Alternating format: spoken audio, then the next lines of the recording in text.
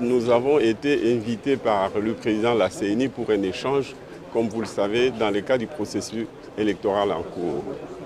Alors nous avons abordé 3 ou 4 points, essentiellement 4. Les premiers points a concerné l'actuel CENI.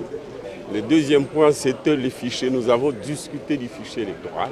Troisième point, du financement des élections proprement dites. Nous lui avons demandé si d'ici la fin du processus, il pourra mobiliser les 500 millions de dollars dont il a besoin pour parachever son processus. Il a dit qu'il est en connexion avec le gouvernement et que dans les jours qui viennent, ils pourront obtenir un décaissement de 100 millions de dollars et que par conséquent, ils peuvent avancer avec les processus, quitte à ce que le reste du montant soit complété.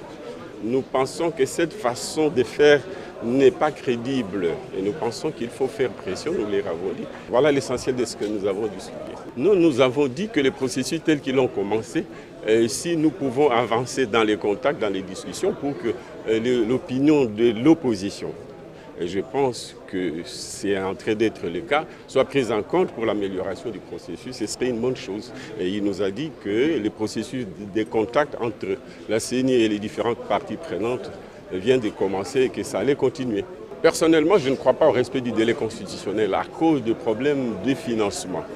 J'ai l'impression que le gouvernement, face aux 500 millions de dollars dont il vient de bénéficier, de la part des institutions de Bretton Woods, probablement la moitié sera consacrée aux questions sécuritaires. Ce n'est que l'autre moitié qui pourra être mise à la disposition de la CENI, auquel cas, puisque la CENI a besoin de 500 millions, la différence ne sera pas disponible dans les délais constitutionnels et que probablement nous serons devant une hypothèse de glissement. Nous ne sommes pas, mon parti et moi, nous ne sommes pas disposés à aller aux élections avec l'option de la balkanisation du pays, dont nous pensons et nous espérons que la CENI va le faire. Nous voulons que l'enrôlement se fasse dans les 3 territoires concernés.